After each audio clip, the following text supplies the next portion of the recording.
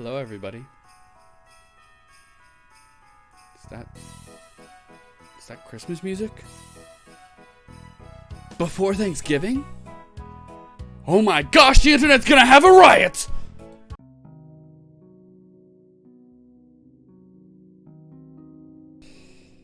Whew!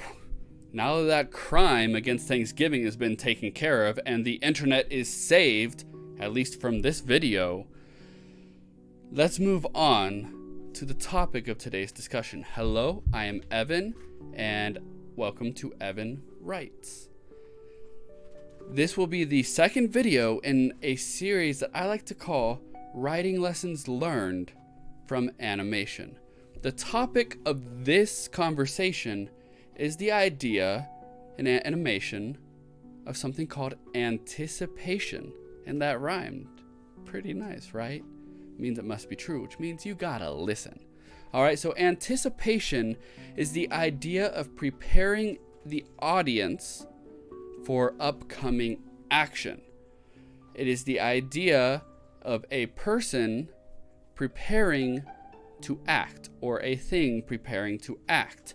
It is the movement we make that results in something happening. Now, this also applies a lot to writing. Now, let's look at an example really quickly. Let's look at the image right here of that baseball player. If you take one look at that image, you know exactly what's about to happen. He is preparing to throw the ball. In this case, he's preparing to pitch the ball. With such a very easy to view example, we can see that wind up towards an action before the follow through.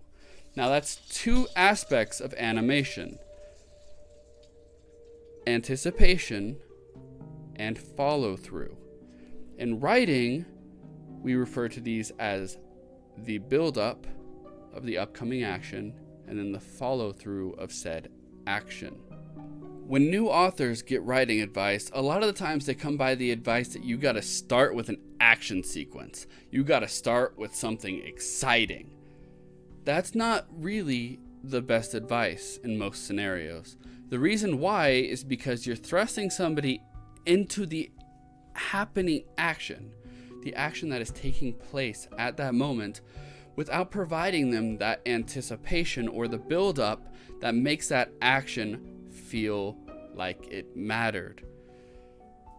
In writing, it is always good to start with anticipation. You want to build up to that moment of action by fleshing out the characters, by fleshing out the scenario, by fleshing out everything that will make that action feel like it meant something. That people will care about the characters that are doing the action. People will know what the consequences of that action are, and they will care about whether or not a good consequence will follow. Sometimes anticipation comes where you know what consequence is coming, depending on the writing style, of course, and that anticipation comes with a sense of dread. And these are the feelings that we want a reader to have. We want the reader to feel what we are writing, whether we want them to feel that sense of dread, whether we want them to feel that sense of mystery, whether we want them to feel that sense of excitement and build up. If we know that a war is coming, we're going to care much more about that war and the characters who participate than we will if we start off a first chapter of a book in the middle of said war. We won't care as much about the characters. Now, eventually we might get there, but it's going to take anticipation of a different sort. If you take a moment to go and look at old cartoons of Looney Tunes or Tom and Jerry, you will see the principle of animation very clearly, or the principle anticipation of animation very clearly. You will often see them strike poses before they do something, and they will give you a couple of seconds to react and see that something's going to happen. For example, character's going to hold up a hammer for a couple seconds, and you know they're about to swing down at this person who's coming along. Now, if you're just following Jerry and all of a sudden a hammer comes out of nowhere and smashes him, it's not nearly as exciting as viewing the person holding the hammer before it happens. It's always good to show that anticipation to get us ready for the events that are about to happen, and that way the payoff is much more exciting. Let's take this video of Tom and Jerry for an example. Watch the anticipation that we get by following this jar of ink into the impending doom that follows. I will give you a minute to watch, and then I will explain why this is good anticipation.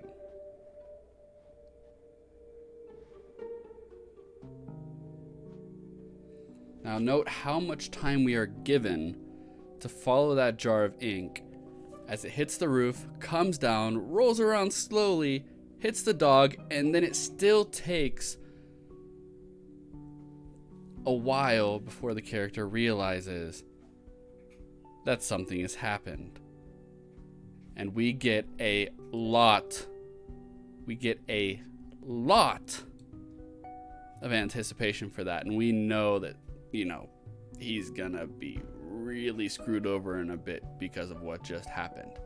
And going through the following scenes, when that other dog comes back and sees his son covered in ink and paint, that all heck's gonna break loose. We get that good amount of anticipation there, so we feel for the character before the events even transpire. That's the same kind of anticipation and the same kind of results that we want from our writing. We want to take the time to explain the situation in a way that it catches the reader's interest and clues them in to what is about to happen. Now, it doesn't always have to make them know exactly what's going to happen. It doesn't have to give away any surprises or twists, but it provides clues as to things that may come as a result. These things could be good things or bad things. We have a lot of TV shows where people wait for surprise parties, and there's all kinds of different reactions the person has when they walk into a surprise party. Some of them already knew what it was and they have to pretend. Some of them are extremely surprised, but you knew it was coming. A lot of different situations can happen, and that's what you want to get across in your writing. You want to make sure that through the words you use and through your prose, that people are aware while they are reading your book or your story that there's something going to happen, instead of just plain out telling them it's happening. That way they get that payoff, and those payoffs are why we read. If we don't get those payoffs, we don't really care about what's going to happen to your characters. It's another way of showing and not telling by cluing people in. It's a way of foreshadowing events that happen right away and events that happen far into the future. And the important part there is that you follow through.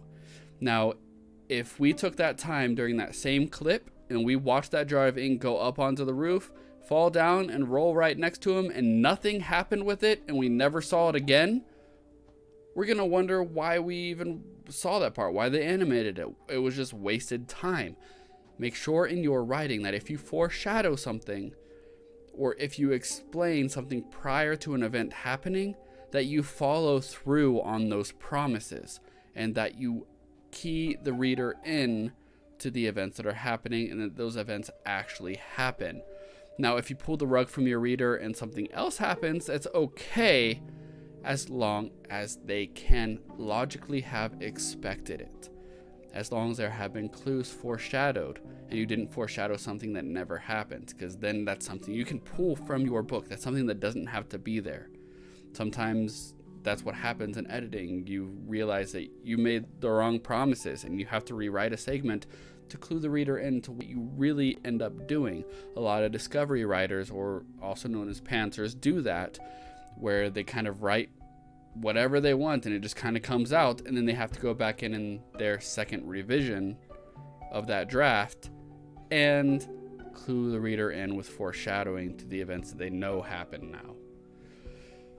So anyway, this is a shorter video. It's sort of obvious, but you want to make sure in your writing that you can get readers to anticipate things that will happen instead of just having things happen without that knowledge or without that foreknowledge. And then you can follow through with it, and it feels really satisfying to the reader, and you're giving them payoffs as they go through the book, and those payoffs can get larger and larger and larger as you keep building on those promises, and it just makes something amazing. If you don't add that anticipation into your writing, you're just going to end up with a crappy animation, with a crappy book. Anyway, it was nice talking to everybody. If you liked the video and you want to see more of this type of content, go ahead and ring that bell and subscribe. And with that, I will see you all on the other side.